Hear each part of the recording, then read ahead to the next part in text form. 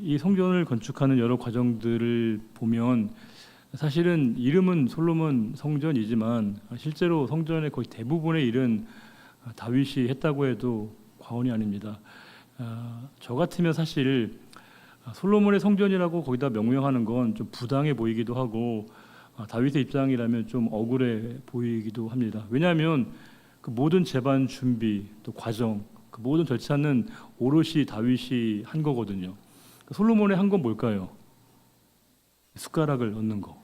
이게 솔로몬이 한 거의 거의 전부라고 해도 과언이 아닐 만큼 거의 모든 일은 다 다윗이 다 진행하고 다윗이 그 모든 준비에 관여하고 실제로 그 일들을 이루게 됩니다. 그런데도 역시 그 성전은 다윗 성전이 아니고요, 솔로몬 성전이라고 명명되고 실제로 성전을 짓는 것도 솔로몬이 성전을 짓게 됩니다. 되게 아이러니한 부분이죠. 자, 그러면 다윗이 그걸 모르는 게 아니었습니다. 다윗도 알았습니다. 내가 지을 수 있는 게 아니고 나는 준비만 할 수 있다는 것을 다윗이 알았습니다. 실제로 성전은 솔로몬이 짓는 것이고 나는 그 모든 제반 준비를 하는 것으로 자신의 위치를 하나님께서 그에게 알게 하셨습니다. 쉽게 얘기하면 이런 거죠. 어떤 무대에서 이렇게 공연할 수 있는 실제로 배우 주인공은 누굽니까? 솔로몬이고 다윗은 뭐 하는 거예요? 그 무대에서 공연이 가능하도록 스텝으로서 감독 같은 역할, 뒤에서 그냥 보이지 않게 역할을 하는 거죠. 여러분, 감독이 되게 좋아 보이지만 감독이 카메라에 비치면 그 망하는 거거든요. 그렇죠? 감독은 보이지 않습니다. 스텝도 나타나지 않습니다. 앞에서 활동하는 사람들이 잘 드러나도록 그 일들을 이렇게 어찌 보면 정말 도와주는 역할인데, 다윗이 정말 참 대단해 보이는 건 뭐냐면 그 역할을 그가 뭐 부끄럽게 여기거나 그 경시하는 태도를 전혀 보이고 있지 않습니다. 누구보다 더 적극적으로 그 일들을 솔선수범하고 있고요, 또 그 일들을 잘 진행해가는, 이만큼만 해도 돼라고 우리가 생각할 수 있는 그 이상을 행하고 있는 다윗을 보면서 다윗이 왜 그랬을까? 어떤 다윗의 마음이 그와 같은 일들을 직접 실행하게 했을까? 그런 고민을 늘 말씀 보면서 생각해 봅니다. 다윗이 성전을 얼마나 사모하고 사랑했는가는 우리가 잘 알고 있습니다. 다윗이 정말 성전에 대한 깊은 관심과 애정과 사랑이 아주 크다는 것을 잘 우리가 알고 있는데, 자, 그러면 그 다윗이 성전을 사랑하는 마음 때문에, 성전 그 자체를 향한 그 관심과 마음 때문에 그가 그렇게 한 걸까요? 어때요? 그 정말로 그 성전에 대한 그 준비와 열정과 성실함을 보여줬던 이유는 어쩌면 역설적으로 성전 그 자체에 다윗의 마음과 관심과 사랑이 있었던 게 아닙니다. 뭘까요? 그렇죠? 그것이 하나님을 위한 것이기 때문에 그렇게 한 것이죠. 하나님을 위한 건물이 아니라면, 하나님을 위한 시설이 아니라면 그가 그렇게 할 이유도 없고요, 다윗이 그렇게 할 마음도 갖지 않았을 겁니다. 그러니까 우리가 어떤 일을 할 때마다 언제나 점검해야 될 게 뭐냐, 내가 그것을 왜 하고 있는가라고 하는 겁니다. 성경은 모든 계명을 두 가지로 압축하죠. 성경에 있는 무수히 많은 말씀들을 성경은 예수님께서는 딱 두 가지로 압축하셨습니다. 뭐예요? 하나는 마음과 뜻과 힘과 정성을 다해서 하나님을 사랑하고 또 내 이웃을 내 몸과 같이. 이게 바로 모든 율법의 압축이거든요. 즉 하나님 사랑과 이웃 사랑, 이게 바로 성경이 우리에게 말씀하고 있는 가장 중요한 그 계명의 핵심이자 본질입니다. 즉 계명은 뭘까요? 즉 사랑이라는 것이죠. 우리가 왜 행하는가? 하나님을 사랑하기 때문에 행하는 이유가 거기에서 설명이 돼야 한다는 겁니다. 우리가 예배를 드리는 이 시간, 여러분과 제가 이렇게 정해진 시간에 정해진 장소에서 예배하는 이유가 뭐예요? 안 나오면 불편하고, 안 나오면 뭔가 좀 우리에게 안 좋은 일이 벌어질 것 같은 그런 마음 때문인 건가요? 아니에요. 뭐예요? 하나님을 사랑하니까 예배하는 것이죠. 우리가 왜 섬기는 겁니까? 왜 전도하는 거예요? 하나님을 섬기니까 그 일들을 감당하는 것이거든요. 근데 이게 하나님을 섬기는 마음이 사라지거나 적어지게 되면 언제나 우리 안에 감추어져 있었던 내 안에 내 모습이 이렇게 늘 드러나게 됩니다. 그래서 언제나 그게 자꾸 우리에게 시험거리가 되고 우리를 넘어뜨리게 되는 경우들이 많습니다. 우리가 왜 봉사하고 섬기다가 넘어지고 시험 드는다는 말을 하게 되냐면 그 하나님에 대한 사랑에 대한 부분이 스스로에게 점검되지 않기 때문에 그럴 때가 많습니다. 만약에 다윗이 하나님을 향한 그 사랑의 마음이 없이 성전 준비하는 모든 과정들을 했다면 다윗이 끊임없이 그 성전 건축의 모든 과정들이 어깃장이 나게 했을 거예요. 왜요? 내가 짓는 것도 내가 내 이름도 내는 것도 아니고 내가 나타나는 것도 아닌데 겨우 나는 준비만 해? 이런 마음을 아마 그가 끊임없이 가졌을 겁니다. 여러분들이 말씀을 통해서 계속 확인하다시피 다윗이 얼마나 기쁜 마음으로 그 일들을 행하는지 모릅니다. 본인의 영광도 아니고 본인의 이름도 아님에도 불구하고 그가 그 일들을 그렇게 기꺼이 감당할 수 있었던 가장 근본적인 이유는 하나님에 대한 사랑이 다윗의 마음에 채워져 있었다라고 하는 겁니다.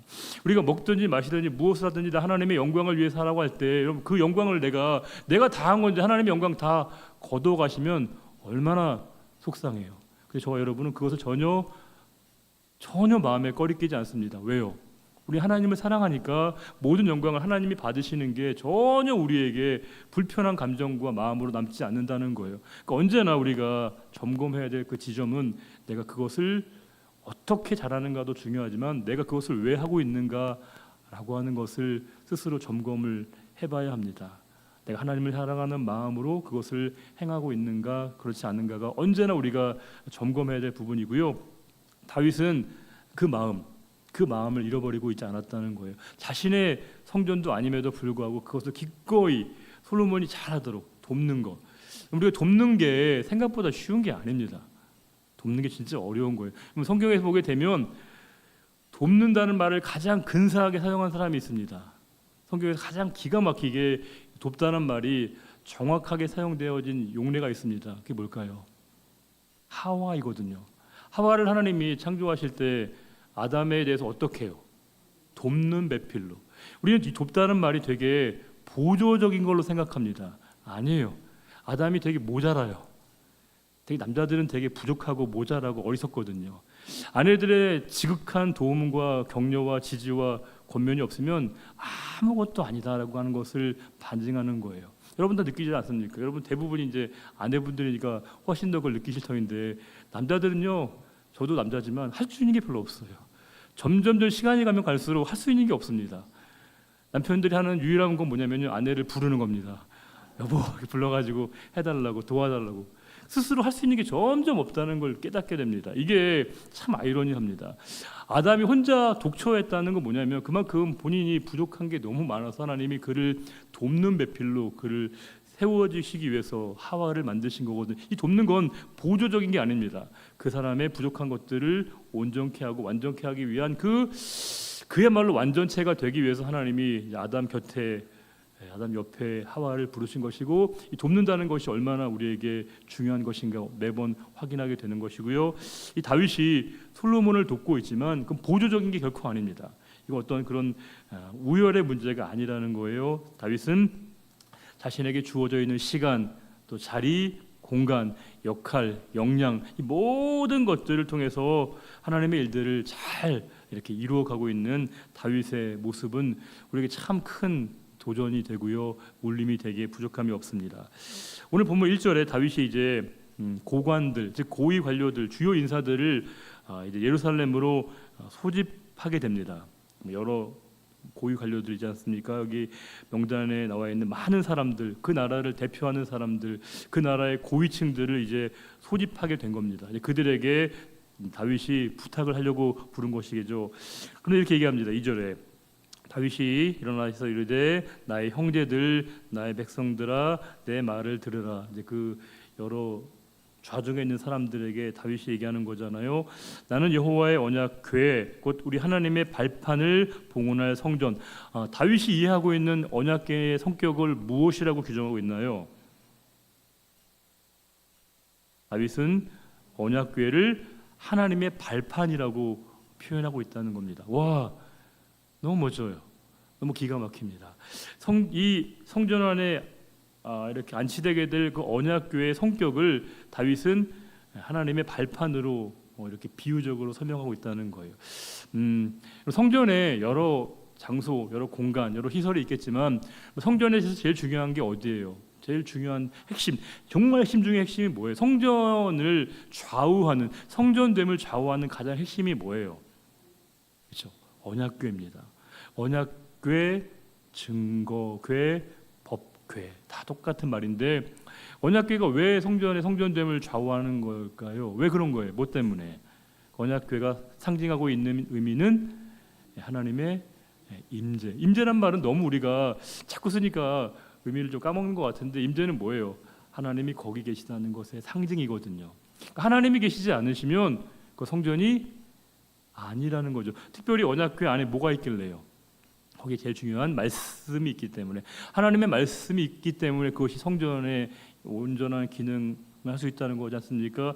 그렇기 때문에 언약궤와 증거궤와 법궤가 성전의 가장 중요한 핵심 중에 핵심입니다. 저희가 이제 9월 24일에 저희가 이제 그 성전을 이제 저희가 이제 보러 간다고 제가 듣고 있는데, 여러분들에게 가서 제가 좀 자세하게 신청하신 분들은 설명을 좀 직접 눈으로 육안으로 보면서 설명을 드릴 터인데, 그 하나하나에 다 여러 가지 기능들을 다 하고 있지만 역시 가장 핵심적인 기능은 성전에서는 언약궤가 가장 중요하다는 거예요. 하나님이 계신 그곳, 하나님의 임재가 있는 것이 성전의 가장 핵심적인 기능인 것이고요. 하나님이 떠나면, 이가봇 하나님의 영광이 떠나게 되면 성전은 한낱 건물에 불과하게 된다는 거예요. 그 언약궤를 봉안할, 그것을 성전을 건축할 뭐예요? 내가 그 마음이 있어서 건축할 준비 내가 다 했습니다. 내가 모든 준비를 제가 다 해왔습니다. 이렇게 얘기한 겁니다. 많은 사람들 앞에서. 그런데 3절에 다윗에게 뼈아픈 부분이죠. 하나님이 내게 이르시되 너는 전쟁을 많이 한 사람이라 피를 많이 흘렸으니 내 이름을 위하여 성전을 건축하지 못하리라 하셨느니라. 이게 되게 어려운 얘기 아닙니까? 왜냐하면 성전을 다윗이 지을 수 없다는 말씀을 하나님이 다윗에게 주셨어요. 그런데 구태여 그 이유를 이렇게까지 설명할 이유는 없는 거잖아요. 내가 해보니까 내가 하는 것보다 우리 아들이 하는 게 좋은 것 같아요. 그래서 제가 아들에게 맡기려고 해요. 아니면 제가 하는 것보다는 우리 아들이 더 전문가니까 우리 아들이 하는 게 좋은 것 같아요. 여러 가지 이유는 충분히 만들어낼 수 있지 않습니까? 사람들에게 설명할 때. 그런데 다윗이 뭐라고 얘기하냐면 내가 피를 많이 흘려서 성전을 지을 수 없다. 이거는 다윗에게 뭐예요? 치부입니다. 치부.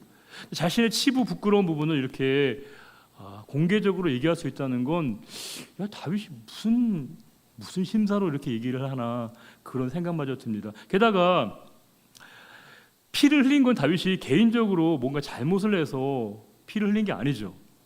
전쟁을 수행하다가 하나님의 뜻을 실행하다가 나라를 지키려고 하다가 어쩔 수 없는 부득이한 피 흘림의 결과였는데, 그것 때문에 내가 성전을 못 짓게 됐다라고 하는 것은 다윗에게 굉장히 좀 억울한 부분이 있는데, 하나님께서 너 피를 흘렸기 때문에, 피를 많이 흘렸기 때문에 네가 성전을 지을 수 없어라고 하는 건 다윗에게 매우 부당한 현실로 받아들일 수 있음에도 불구하고 다윗이 그 부끄러운 부분을 여과 없이 드러내는데 주저하지 않는다는 겁니다. 와, 너무 놀랍습니다.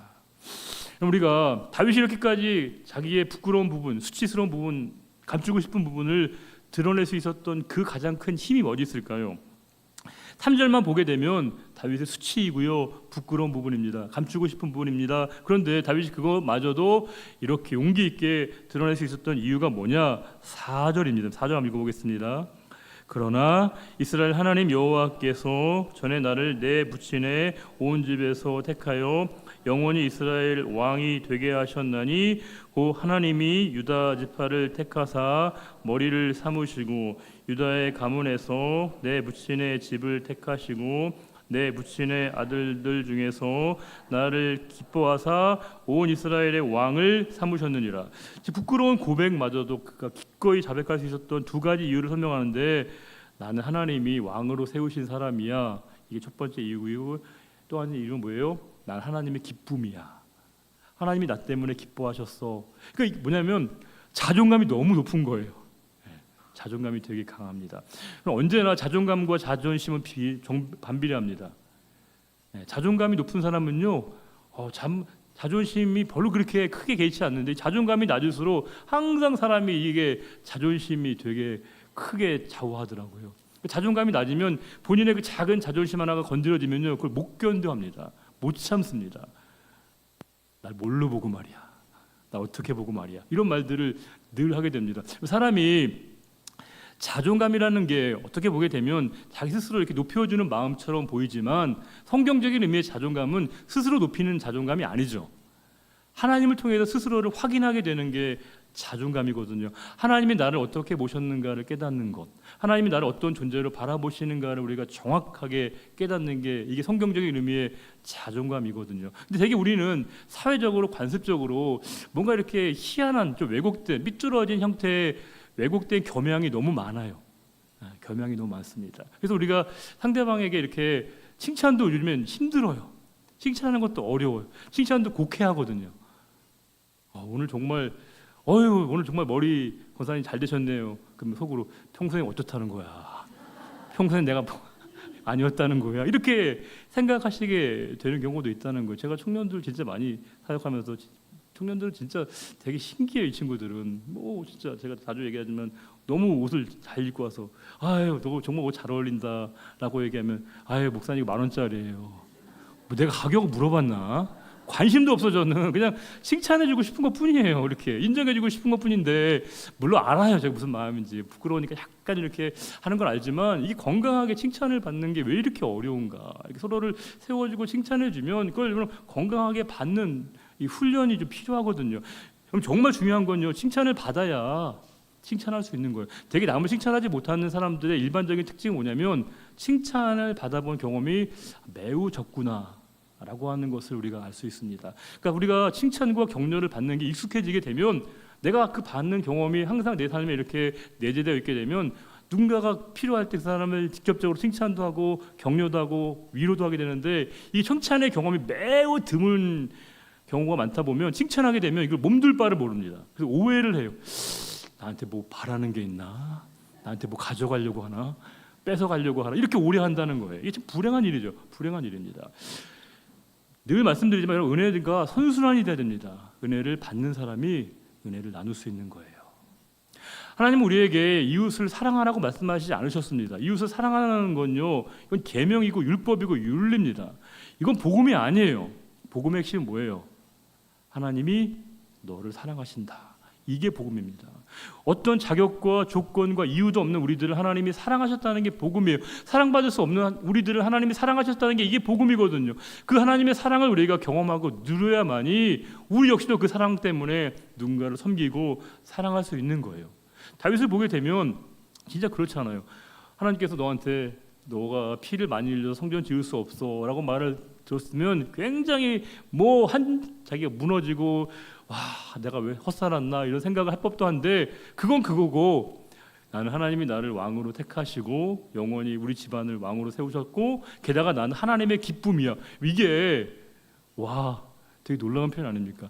자기 자신을 스스로 이렇게 규정할 때 나는 하나님의 기쁨이야 이렇게 얘기할 수 있는 사람이 과연 얼마나 되겠습니까? 하나님이 나를 기뻐하셔 이렇게 아주 단호하게 얘기할 수 있는 사람이 얼마나 되겠습니까? 여러분 어떻게 하세요? 같이 있을 때 말고요. 혼자 있을 때 하나님, 제가 하나님의 기쁨이 맞죠? 이렇게 이렇게 자신감 있게 얘기할 수 있는 사람이 과연 몇이나 될까 싶습니다. 저도 이게 참 말씀 준비하면서 한번 오늘 새벽에 잠깐 해보려고 했는데 되게 어렵더라고요. 이게 왜냐하면 너무 부끄럽고 너무 죄송스러워가지고 이게 잘 안 되는데 다윗이 이게 얼굴이 철판이 두꺼워서 그런 게 아니고요. 진짜 하나님 앞에 그게 자존감이 얼마나 높은 사람인가를 알 수 있다는 거예요. 성전을 걷는 게 다윗의 인생의 가장 큰 소망이고 가장 큰 바람이었는데 그거 하나님이 거절하셔도 그거를 받아들일 수 있는 마음, 그리 아니하실지라도. 믿음의 단계는 그런 거예요. 언제나 내 생각과 내 계획과 내 의도대로 전개되어지는 하나님의 역사만을 신뢰하는 것이 아니라 정반대의 상황도 내가 받아들일 수 있는 게 이게 신앙인의 용기이거든요. 저는 진짜 하나님이 왜 다윗을 그렇게 기뻐하셨을까 생각해 봅니다. 물론 결과적으로는 솔로몬이 성전을 짓고 솔로몬의 성전이 된 건 맞지만 여러분 객관적으로 판단해 보세요. 성경에 보게 되면 비중, 이게 저울에 단다고 할 때 여러분 다윗과 솔로몬이 있다고 할 때 어느 쪽으로 무게가 더 기울까요? 누가 더 성경에서 비중 있는 사람일까요? 다윗이에요, 솔로몬이에요? 그렇죠. 대부분이 다 그렇게 얘기하시네. 왜요? 성경에 읽다 보면 하나님이 누구에게 더 마음이 쏠려 있는지가 충분히 느껴지거든요. 이거는 직접 어떤 일을 이루어낸 사람보다도 끊임없이 평생을 하나님의 기쁨이 되고자 그것이 유일한 소망이었던 사람의 마음을 하나님이 얼마나 크게 보셨는가를 우리가 확인할 수 있다는 거예요. 그게 하나님이 다윗을 높이 보시는 것이고, 이것 때문에 하나님이 다윗을 끝까지 이렇게 다윗을 사랑하시는 하나님의 마음을 우리가 볼 수 있습니다. 5절, 여호와께서 내게 여러 아들을 주시고 그 모든 아들 중에서 내 아들 솔로몬을 택하사 여호와의 나라 왕 위에 앉혀 이스라엘을 다스리게 하려 하실세. 즉 솔로몬을 하나님이 픽하셨다 이렇게 표현하고 있는데, 여기 5절에서 제일 중요한 한 단어를 꼽는다면 뭘까요? 5절 이 한 문장에서 가장 우리가 놓치지 말아야 될 한 단어가 있다면 뭐예요, 여러분들? 다윗이 얘기하고 있는 가장 핵심이 뭘까요, 여러분? 5절에서 다윗이 얘기하고 있는 거잖아요. 다윗이 지금 5절에서 뭘 말하고 있는 거예요? 뭘 얘기하고 싶은 겁니까? 솔로몬을 택하시고 왕이 앉혔다, 이걸 얘기하고 싶은 걸까요? 아니에요. 누구예요? 여호와께서, 즉 하나님이 행하신 것입니다. 하나님이 이루신 것이고요, 하나님이 명하신 것이고요, 하나님이 선택하신 겁니다. 이걸 보여주고 있는 거예요.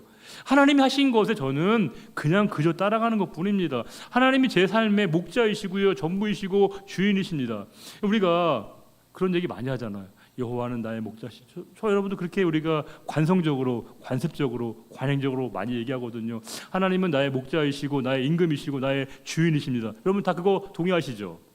아멘까지 안 해주세요. 당연한 거니까요. 근데 실제로 우리가 어떤 일들을 판단하고 결정할 때는 과연 우리가 그 고백했던 그 대전제대로 하는가? 이건 좀 별개의 문제입니다. 우리가 말은 많이 할 수 있어요. 언어로 진술할 수 있습니다. 그런데 실제로 그 상황 속에서 그 상황을 만났을 때 하나님이 주인 되어주시는 결정, 하나님이 목자이신 그 모든 판단을 할 수 있는가라고 하는 건 다른 차원이라고 하는 거예요. 우리는, 저도 그렇지만 그렇게 얘기는 많이 합니다. 하나님 저의 목자이시고 주인이시고 임금이시고 왕이십니다.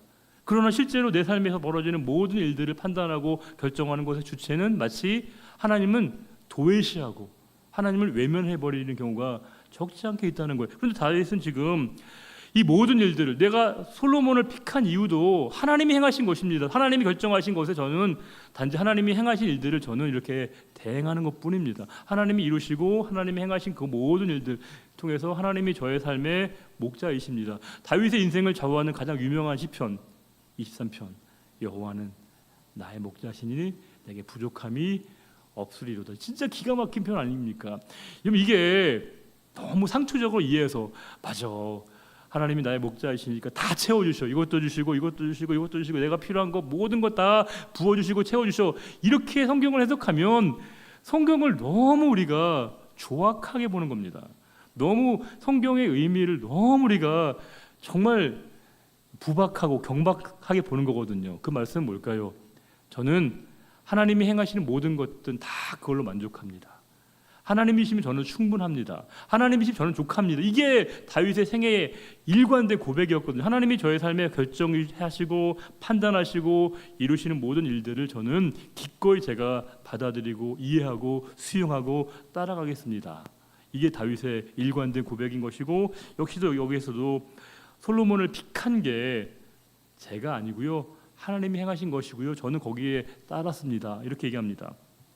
6절에 내게 이르시기를 내 아들 솔로몬 그가 내 성전을 건축하고 내 여러 뜰을 만들리니 이는 내가 그를 택하여 내 아들로 삼고 나는 그의 아버지가 될 것입니다. 하나님이 그 뜻을 보셨다는 거예요. 내 아들 솔로몬에게 이 일들 맡기고 그를 너의 아들로 삼고 또 그가 이렇게 이런 너희 집안의 아버지처럼 될 것이다. 네가 그의 아버지가 될 것이다. 이렇게 그 역할과 사명을 하나님이 이제 다윗에게 일러주신 것이고, 다윗은 그것을 받아들였다는 것을 알 수 있습니다. 즉 하나님의 선택과 저의 선택이 일치합니다. 이렇게 말하는 것이죠. 하나님의 판단과 저의 판단은 동일합니다. 왜요? 내 판단이 먼저 정해져 있고 하나님의 판단이 그 다음에 따라온 게 아니고요. 하나님의 판단이 있었을 때 저는 하나님의 판단에 맞춥니다. 하나님의 결정 저는 순응합니다. 따라갑니다. 순종입니다. 이렇게 얘기하는 겁니다. 성령 충만한 사람들의 특징은 이거예요. 성령 충만하면 우리는 막 불같아가지고 얼굴이 불같이 막 이렇게 이런 것만이 성령 충만이 아닙니다. 우리는 막 너무 타오르는 것만을 성령 충만을 이해하는데 성령 충만의 가장 확실한 증거는요, 순종이에요. 순종. 하나님이 이끄시고 명하시고 행하시는 바대로 내가 따라가겠습니다. 그 길을 제가 가겠습니다. 하나님이 결정하신 거 저의 결정입니다. 하나님의 판단 저의 판단입니다. 그 모든 것을 이제 다윗이 받아들인 것이고요. 하나님이 결정하셨기에 저도 그 길을 걷겠습니다. 하나님이 보여주신 그 길을 저도 따라가겠습니다. 이렇게 다윗이 얘기하는 거예요. 그래서 이렇게 이어서 7절에 그가 만일 나의 계명과 법도를 힘써 준행하기를 오늘과 같이 하면, 그는 누굴까요? 솔로몬이 제가 한 것처럼 그 계명과 법도를 힘써 준행하면 이런 말이죠. 이건 조건절입니다. 그렇죠, 조건절입니다. 그러나 조건절이지만 이건 절대적인 기준입니다. 이거는 뭐 상대적이거나 어떤 부분적이 되면 안 되고요. 반드시 그가 내가 지킨 것처럼 하나님의 계명과 법도를 힘써 준행해야 된다는 거, 이거는 선택사항이 아닙니다. 반드시 그가 그렇게 해야 된다는 거예요. 그럴 때 내가 그의 나라를 영원히 견고하게 하리라, 이렇게 하나님이 막 약속하셨다는 거예요. 8절에 이제 너희는 온 이스라엘 곧 여호와의 회중이 보는 데서와 같이 우리 하나님이 들으시는 데에서 너희 하나님 여호와의 모든 계명을 구하여 지키기로 하라. 즉 가장 우리가 먼저 구해야 될 게 뭐냐, 뭘 구하라는 거예요? 지키는 것. 하나님 말씀을 지키는 걸 너희가 먼저 구해야 돼, 이렇게 무리들을 모아놓고 얘기했다는 거예요.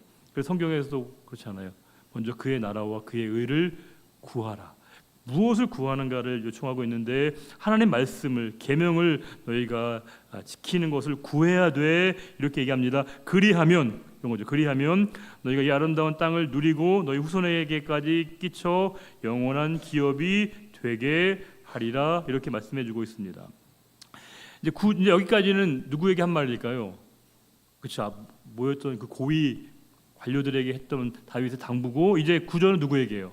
솔로몬에게 직접 얘기하는 겁니다. 내 아들 솔로몬아, 너는 내 아버지의 하나님을 알고. 신앙의 가장 출발은 뭐예요? 저는 모든 신앙의 출발은 알미라고 봅니다. 제가 자주 쓰는 말처럼 알미 필요하고요. 알미 삶으로 녹여내야 되고, 그것이 우리가 성화되어지는 과정, 삼됨이라고 하는 제 시그니처 표현 같은 건데요. 우리가 신앙은요, 정확하게 알아야 됩니다. 사실 이단들이 이단으로 빠지게 되고 사이비들이 사이비가 되는 가장 중요한 이유는 그들 열정이 부족하거나 열정의 문제가 아니고요. 그들이 바르게 알지 못했기 때문에 그런 거예요. 제대로 알지 못하면 이게 왜곡되는 거예요. 굴절되는 겁니다. 그래서 우리가 정확하게 하나님을 아는 게 너무너무 중요하거든요. 근데 우리는 의외로 하나님을 아는 그것에는 좀 약간 소홀히 하고 경솔히 하고 있고요. 내가 그것을 어떻게 받아들이고 주관적으로 내가 어떻게 그것을 이해하고 받아들이고 수용하느냐에 더 큰 우리의 관심과 방점이 둘 때가 있는 것처럼 보일 때가 있습니다. 그러나 열심과 열정은 언제나 하나님을 향한 바른 알미 뒷받침된 다음에 해야 되는 거예요. 하나님을 향한 정확한 알미 우리에게 전제되고 난 다음에 그 하나님을 향한 정확한 알미의 방향으로 나아가는 게 믿음이어야 되는데, 우리는 늘 열심만 강조하고 열정만 강조하다 보니까 그 열정과 열심이 의외로 하나님과 우리와의 관계 속에서 자꾸 우리가 멀어지는 경우들이 있다는 거예요. 그래서 진짜 말도 안 되는 말 같지만 진짜 저 사람은 뜨거운데 하나님은 몰라, 진짜 열심인데 하나님과는 별로 관심이 없는 것 같아, 이렇게 느껴질 때가 있다는 거예요. 바리새인과 서기관들이요, 열심이 없는 사람들이 아닙니다. 종교적인 열심으로 따라갈 사람들이 없는 사람들입니다. 그런데 왜 잘못된 거예요? 그들이 또 웃긴 게 그들 성경을 누구보다 열심히 읽었어요. 그런데 정작 성경을 열심히 읽고 연구했지만 그것에서 하나님을 알지 못했다고 하는 게 그들이 이렇게 하나님으로부터 자꾸 멀어지게 만들었거든요. 하나님을 정확하게 아는 게 정말 중요한 것이고요. 하나님을 정확히 안다는 게 모든 신앙의 시작인 것이고요. 출발이라고 하는 거예요. 우리가 신앙이 이제 점점점 자라갈 때 그 자라감에 가장 중요한 전제가 저는 알미라고 믿거든요.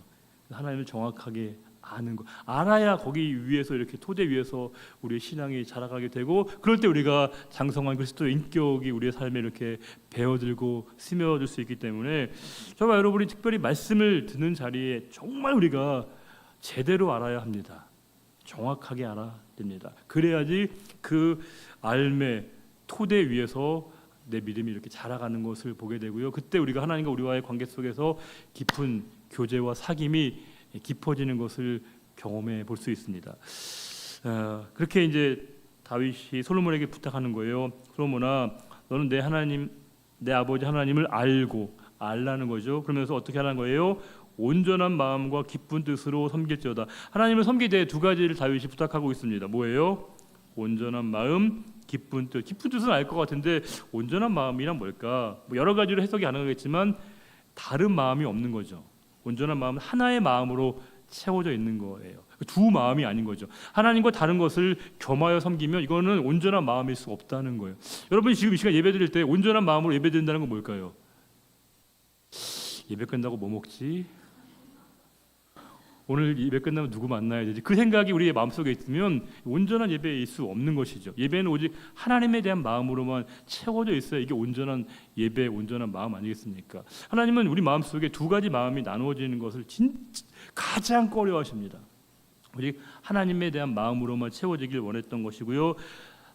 다윗이 솔로몬에게도 네가 온전한 마음으로, 즉 하나님만 아는 마음으로, 하나님을 경외하는 마음으로 네 마음이 채워지길 바래. 또 그 마음 가운데 기쁜 뜻으로, 그 뜻을 행하되 뭐예요? 기쁜 마음으로, 기쁜 뜻으로 행하게 되기를 바래. 그런 마음으로 하나님을 섬겨야 돼. 이렇게 다윗이 솔로몬에게 말합니다. 그러면서 진짜 기가 막힌 말씀이 있어요. 여러분 성경에 있으면 한번 이렇게 언더라인을 치시면 좋을 것 같아요. 교회 성경이나 치지 마시고요. 본인 성경이 계신 분들은 치면 좋을 것 같은데요. 여호와께서는 모든 마음을 감찰하사 뭐예요? 모든 의도를 아신대요. 와, 진짜 여러분 기가 막히고 좋은 말씀 아니에요? 하나님이요, 우리 인텐션을 아신대요. 우리 의도를. 우리는 상대방의 의도를 잘 모르잖아요. 우리 상대방의 여러분 의도를 안다고 생각하는 사람은요, 이거는 궁예예요, 궁예. 관심법입니다. 우리는 서로의 누군가의 마음을 알 수가 없어요. 이거 내가 누군가의 마음을 안다고 하는 것 자체가 이미 불가능한 거거든요. 근데 누가 아시냐? 우리 의도를 하나님을 아신다는 거예요. 내가 예배하면 예배하자는 그 의도, 내가 섬기려고 하면 그 섬김의 의도, 그 모든 의도를 아실 하나님 계시니까 우리가 너무 기쁘죠. 왜요? 사람들에게 자꾸 우리가 뭔가를 내 의도를 설명도 해야 되고 막 입증도 해야 되는 참 어려움이 있는데 하나님께 그럴 필요가 없다는 거예요. 그 중심을 아시는 그분 앞에 내 마음 그 자체만을 보여드리면 되니까 이게 얼마나 여러분 우리에게 감사한 일일까요? 그분은 내 의도를 아시는 분이시다. 이거는 다윗이 삶 전체를 통해서 그가 경험적으로 알게 된 겁니다. 하나님은 내 의도를 알고 계셔. 내 의도를 아시는 분이셔. 그것을 이제 다윗이 솔로몬에게 전해주면서 내가 만일 그를 찾으면 만날 것이고 만일 내가 그를 버리면 그가 너를 영원히 버리시게 될 거야. 하나님은 누구보다도 너의 의도를 아시는 분이셔. 이렇게 다윗이 솔로몬에게 부탁하고 있습니다. 그러면서 그런즉 이제 너는 삼갈지어다. 여호와께서 너를 택하여 성전의 건물을 건축하게 하셨으니 힘써 행할지니라 하니라. 여기에서도 택함의 내용보다 더 중요한 건 뭘까요? 택함의 주체이죠. 그분이 너에게 성전 건물을 건축하게 했다라고 하는 그 성전 건물을 짓는데 하나님이 너를 픽했다, 선택했다. 이 내용보다 더 중요한 건 뭐라는 거예요? 여호와께서 하셨다는 거예요. 하나님이 하셨다는 겁니다. 하나님이 너에게 그 일을 맡기셨고 너에게 그 일을 명하셨고 분부하셨다는 거예요. 오늘 기도하시는 권사님도 마찬가지 아닙니까? 권사님 기도는 순서대로 정한 게 아닙니다. 하나님께서 맡기시고 부르신 자리니까 두렵고 떨림으로. 그러다 어제 밤잠도 못 주무시고 기도 준비하셨을 거라 생각되거든요. 저도 그랬으니까. 왜냐면 이게 하나님 맡기신 그 자리는 두렵고 떨림과 설렘과 기대함이 있거든요. 왜요? 하나님이 나를 부르시고 세우신 자리. 여러분도 마찬가지 아니겠습니까? 여러분 앉아 계신 그 자리 우연히 그냥 자리가 여기 있네. 이게 아니라는 거예요. 하나님이 나를 이곳에 부르셨고 예배자로 세우셨고 예배 자리에 나를 택하셨다는 것을 내가 알게 되어질 때 그 일을 대하는 태도가 완전히 달라지게 된다는 거예요. 우리 안고사님도 반주하시지만 오늘 이거 갑자기 오셔가지고 찬송가 보고 반주하시는 게 아니잖아요. 일주일 내내 그냥 연습하시고 또 연습하시고 하시라고 제가 간접적으로 거기에 제가 이렇게 말씀드리는 게 아니고요. 실제로 다 우리가 그런 마음으로 하게 되거든요. 왜요? 여호와께서 나에게 그 일을 맡기셨다 이렇게 믿고 있는 겁니다. 그리고 그 사실을 다윗 솔로몬에게 알려주고 있는 거예요. 그러면서 이제 11절에 이제 그 다윗이 얼마나 참 정교한 사람인지를 알 수 있습니다. 다윗이 되게 그냥 목자이고 목동인 줄 알았더니 보통 내기가 아니구나, 이거 알 수 있습니다. 다윗이 성전의 복도와 그 집들과 그 곡간과 다락방, 골방과 속죄소의 설계도를 이제 솔로몬에게 넘겨준 겁니다. 물론 본인이 만들었을 리는 없겠지만 적어도 치밀하게 준비한 것들을 다윗이 솔로몬에게 이렇게 전해주고 있는 거예요. 다윗이 이 정도 사람이었나? 다윗은 생각해 보면 뭐 목자로 살았고요, 목동으로 살았고, 또 뭐 장수로 살기도 하고, 뭐 왕으로 살기도 하고, 근데 시인이기도 하고 여러 가지 직분도 정말 다 하는데 여기 또 건축에도 조예가 겠습니다. 이게 뭘까? 평소에 그 들판에서 자연을 통해서 하나님과 벗삼고 하나님과 늘 이렇게 교류했던 다윗이었기에 그의 상상력이 얼마나 풍부했는가를 알 수 있습니다. 그리고 그 다윗이 이제 뭐라고 얘기하냐면, 그것이 나에게 스스로 내가 어쨌든 터득하고 깨닫는 게 아니라 하나님이 나에게 주신 영감이라고 얘기합니다. 영감으로. 12절에 또 그가 뭐예요? 영감으로 받은. 영감은 뭐예요? 누가 주시는 거예요? 성령의 영감, 하나님이 주시는 겁니다. 그가 뭐라고 얘기하냐면, 이 설계도를 다윗이 솔로몬에게 넘겨줄 때, 이게 내가 잘 준비하고 내가 만들고 내가 부탁하고 해서 너한테 넘겨주는 게 아니라 이 모든 설계도마저도 누가예요? 성령의 영감으로 된 것이다, 이렇게 다윗이 얘기하고 있는 거예요. 그래서 12절에 그가 영감으로 받은 모든 것, 곧 여호와의 성전과 성전의 뜰과 사면의 모든 방과 하나님의 성전 곡간과 성물 곡간의 설계도를 준 겁니다. 넘겨주게 된 겁니다. 그러면서 13절에 또 제사장과 레위 사람의 반열과 여호와의 성전에 섬기는 모든 일과 여호와의 성전을 섬기는 데 쓰는 모든 그릇의 양식을 설명해 준 겁니다. 설명하려면 뭘 할 줄 알아야 돼요? 우리가 누군가에게 설명하려면 뭐가 전제가 돼야 되는 거예요? 알아야 되죠. 저는 알고 모른다는 거의 기준을 어떻게 정한다고 여러 번 말씀드린 것 같긴 한데, 저는 안다 모른다의 기준을 그냥 머릿속에 담아 있으면 저는 그건 아는 거라고 보지 않아요. 알려면 설명할 수 있어야 돼요. 제 진술이 가능해야 됩니다. 내가 누군가에게 설명할 수 없으면 아는 것처럼 느껴지는 것이지 아는 것은 아닌 거예요. 그러니까 내가 누군가에게 설명할 수 있어야 되거든요. 설명이 불가능하면 아직 아는 게 아닙니다. 알아가는 과정일 뿐이죠. 다윗이 지금 이 모든 내용들을 설명할 수 있었다는 건 뭐예요? 알았다는 거예요. 정확하게, 분명하게, 확실하게 알았다는 거예요. 우리가 좀 자녀들이나 우리 가까운 지인들이나 우리 곁에 있는 분들이 부지불식간에 우리에게 뭔가를 물어볼 때가 있어요. 성경에 대해서도 물어볼 때가 있고요, 또 하나님에 대해서도 갑자기 우리가 물어볼 때가 있는데, 여러분 우리가 준비를 좀 하셔야 돼요. 내가 그걸 정확히 내 안에서 정리가 되어 있어야만이 질문을 할 때 우리가 답을 좀 할 수 있거든요. 그러니까 우리가 평소에 이렇게 준비를 잘 해야만이 어느 순간에 하나님이 꼭 필요한 때 누군가를 만남을 통해서 그 사람에게 그 하나님 말씀을 듣게 하는 통로로 우리를 사용하실 터인데, 우리가 너무 무방비 상태에 있을 때가 많습니다. 그래서 정확하게 아는 게 그만큼 중요합니다. 하나님이 누구이시고 구원이 무엇이고 우리에게 종말이 무엇이고 신앙이 무엇이고 이 모든 것들을 자기의 언어로 이렇게 재구성하고 진술하는 훈련이 필요합니다. 그래서 저는 가능하면 모든 것들을 좀 명제화하는 편이거든요.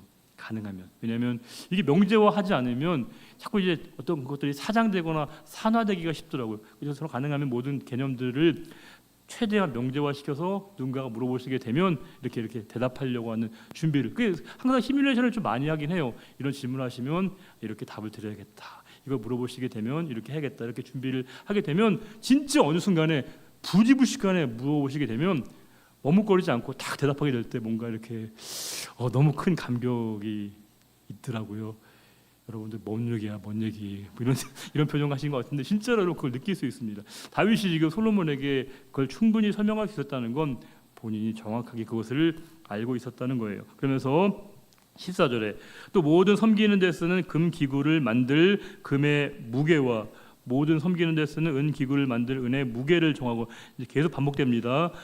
무게를 정했다는 말이 구절만 나옵니다. 15절도 또 금 등잔대들과 그 등잔곡 각 등잔대와 그 등잔을 만들 금의 무게와 은 등잔대와 그 등잔을 만들 은의 무게, 계속 무게를 이렇게 정확하게 알맞게 합니다. 16절도 진설병의 각 상을 만들 금의 무게를 정합니다. 또 은도 그렇게 합니다. 17절에 갈고리와 대접과 종지를 만들 순금과 금잔 곧 각 잔을 만들 금의 무게와 또 은잔 곧 각 잔을 만들 은의 무게. 역시 여기도 무게를 정확하게 재게 되고요. 18절도 또 향단에 쓸 순금과 수레 곧 금 그릇들의 설계대로 만들 금의 무게를 정해 줬다는 겁니다. 즉 무게를 정한다는 건 뭘까요?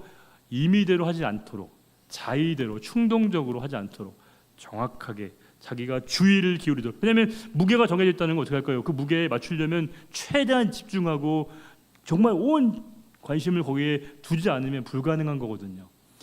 그러니까 그 성전 하나의 기구 하나를 만들 때 그 모든 과정 속에 얼마나 정성과 마음이 들어가야 되는가를 다윗이 솔로몬에게 얘기하고 있습니다. 이것은 단순하게 계량적으로 수량적으로 이걸 이렇게 만들어야 돼라고 하는 그 부탁으로만 읽혀지지 않으시죠. 그만큼 너가 하나하나 만들 때 얼마나 네가 정성을 다해야 되는가, 네가 얼마나 거기에 진심이어야 되는가, 찐이어야 되는가. 그 다윗이 솔로몬에게 자신의 마음을, 그러니까 지금 다윗이 솔로몬에게 전해주고 있는 건 하나의 도구와 설계도가 아니라 뭐예요? 마음이죠. 내가 그렇게 성전을 향한 그 마음이 너에게 전달되기를 바래. 성전을 향한 그 내 마음이 너에게까지 그렇게 전달되기를 바래라고 하는 다윗의 마음을 우리가 읽어내는 게 중요하다는 거예요. 그러면서 오늘 말씀의 가장 중요한 말씀 중에 하나인 19절. 다윗이 이르되 뭐예요? 여호와의 손이 내게 임하여 이 모든 일의 설계를 그려 나에게 알려주셨느니라. 와 놀랐습니다. 즉 이 상황에서마저도 다윗이 자기가 아니라 하나님에게 초점을 맞추고 있다는 것입니다. 하나님의 손이 나에게 이렇게 붙으셔서 나에게 그 일들을 행하게 하셨다. 와 진짜 놀랍지 않습니까? 하나님의 손이 나에게 이렇게 임하셨다고 이렇게 표현하고 있는 걸 보게 되면 야 역시 다윗이 시인이구나, 문학가구나, 문학에 이렇게 조예가 깊구나, 이런 부분도 우리가 느낄 수 있습니다. 정말 하나님이 이걸 보면서 얼마나 하나님이 기뻐하셨을까, 다윗의 이런 마음을 보고 하나님이 얼마나 기뻐하셨을까 느낄 수 있습니다. 20절 읽어볼까요? 또 그의 아들 솔로몬에게 이르되 너는 강하고 담대하게 이 일을 행하라. 두려워하지 말며 놀라지 말라. 내가 여호와의 성전 공사의 모든 일을 마치기까지 여호와 하나님 나의 하나님이 너와 함께 계시사 내게서 떠나지 아니하시고 너를 버리지 아니하시리라. 그래서 21절에 제사장과 레위 사람의 반이 있으니 하나님의 성전의 모든 공사를 도울 것이요 또 모든 공사에 유능한 기술자가 기쁜 마음으로 너와 함께할 것이요 또 모든 지휘관과 백성이 온전히 내 명령 아래 있으리라. 즉 21절은 너를 도울 수 있는 사람들이 항상 너에게 곁에 있고 많은 사람들이 너를 도울 거야, 이렇게 다윗 솔로몬에게 얘기하는 거예요. 걱정하지 마, 염려하지 마, 두려워하지 마, 이렇게 얘기하는 건데 결론적으로 다윗이 솔로몬에게 걱정하지 말고 두려워하지 말아야 될 그 이유가 내가 준비해놨으니까 걱정하지 마, 내가 다 해놨으니까 너 염려할 필요 없어, 이렇게 말하지 않는다는 거예요. 내가 네 걱정하지 않아도 될 만큼 내가 모든 만반의 준비 다 했으니까 너는 신경 쓸 것도 없어, 걱정할 것도 없어, 이렇게 말하는 게 아니에요. 내가 모든 준비 다 하고 사람들 다 너에게 준비시키고 붙여놨기 때문에 네가 염려하지 말고 걱정하지 말라 이렇게 얘기하는 게 아니고 뭐예요? 하나님이 너와 함께 하시니까 네가 두려워하지 말아도 돼, 걱정하지 말아야 돼, 이렇게 말씀하신다는 거예요. 다른 말로 얘기하면 이건 다윗의 삶에 대한 총체적인 고백이거든요. 다윗이 내가 어느 삶에서 모든 과정들을 이렇게 쭉 파노라마식으로 보았을 때 내가 어떨 때 두려웠고 어떨 때 두려워하지 않았을까를 다윗이 경험적으로 이제 체득한 겁니다. 내가 어떨 때 두려워하지 않았는가를 보면 사람들이 나한테 곁에 있고 모든 상황이 나에게 완벽하게 구축되어졌을 때 나에게 두려움이나 걱정이 사라진 게 아니고 뭐예요? 하나님이 나와 함께 계신 걸 내가 느끼고 경험하고 확인하고 발견하게 되어졌을 때 내 마음에 평안이 주어지고 내가 두려움이 떠나게 되었다, 이렇게 얘기하는 겁니다. 그러니까 이거는 지금 우리에게도 마찬가지예요. 그러니까 우리에게 언제나 두려움과 걱정과 염려로부터 내가 이렇게 자유할 수 있는, 벗어날 수 있는 그 탈출구가 있다면 그 뭐예요? 하나님이 나와 함께 계심. 하나님은 언제나 우리와 함께 계시는 게 맞아요. 그러나 그것을 내가 발견하고 느끼고 있고 경험하고 있고 받아들이냐, 이건 좀 다른 차원이죠. 그걸 내가 받아들이게 될 때 두려움과 걱정과 염려로부터 내가 자유했다. 그 얘기를 다윗이 솔로몬에게 전해주고 있는 것이고, 그 자신의 삶에 함께하셨던 그 하나님이 솔로몬의 생애에도 동일하게 함께하시기를 바랬던 위대한 하나님의 사람 다윗의 놀라운 고백을 우리가 오늘 말씀을 통해서 다시금 확인해 볼 수 있습니다. 우리 20절 말씀을 다시 한번 읽고 오늘 말씀 마치겠습니다. 또 그의 아들 솔로몬에게 이르되 너는 강하고 담대하게 이 일을 행하라. 두려워하지 말며 놀라지 말라. 내가 여호와의 성전 공사의 모든 일을 마치기까지 여호와 하나님 나의 하나님이 너와 함께 계시사 내게서 떠나지 아니하시고 너를 버리지 아니하시리라. 아멘. 주님, 성전을 건축하기 위한 모든 제반 준비를 다 했던 다윗이고, 사실 솔직히 보면, 인간적으로 보면 그 모든 영광의 몫은 다윗의 것이어야 마땅함에도 불구하고 다윗은 기꺼이 하나님이 행하시는 결정과 판단을 받아들이고 또 솔로몬을 위한 성전을 준비하는 그 모든 일에 그가 최선을 다해 준비하며 또 그 일에 돕는 역할을 하는 모습을 보면서 또 많은 생각과 도전을 받게 됩니다. 우리는 내가 하는 일이 아니면, 내가 주인공이 아니면 그 일에 소홀히 할 때가 있고, 또 그것을 우리가 경시하는 경향이 있고, 누군가를 돕는 일에 소극적일 때가 있습니다. 그러나 하나님께서는 우리 모두에게 돕는 자의 역할과 섬기는 자의 위치가 얼마나 중요한 것인가를 다시금 일깨워 주셔서 감사합니다. 주님, 이제 우리가 기꺼이 돕는 자의 삶을 살아가겠습니다. 우리가 섬기는 자의 자리를 기쁨으로 감당하기를 원합니다. 주님, 저희들과 늘 함께 하시고 은혜를 더하여 주옵소서. 주님, 우리가 살아가다 보면 두렵고 떨리고 우리를 위축시키게 만드는 일들이 너무 많습니다. 주님, 분명히 우리에게 말씀으로 깨닫게 하셔서 감사합니다. 하나님이 우리와 함께 하심을 믿을진데 그 분명한 믿음이 우리에게 찾아오는 순간순간 우리를 넘어지게 만들고 흔들리게 만드는 두려움과 걱정과 염려의 상황 속에서 그 말씀이, 그 깨달음이 우리를 붙들어 주는 줄 믿습니다. 주님, 언제나 우리와 함께 계심을 이 시간 다시금 깨닫는 시간이 되게 하시고 그 믿음으로 매일매일을 살아가는 우리의 삶이 되게 하실 것을 믿사오며, 언제나 우리와 함께 하시고 영원 무궁토록 우리와 함께 하시는 우리의 주님 예수 그리스도의 이름으로 감사하며 기도 올려드립니다. 아멘.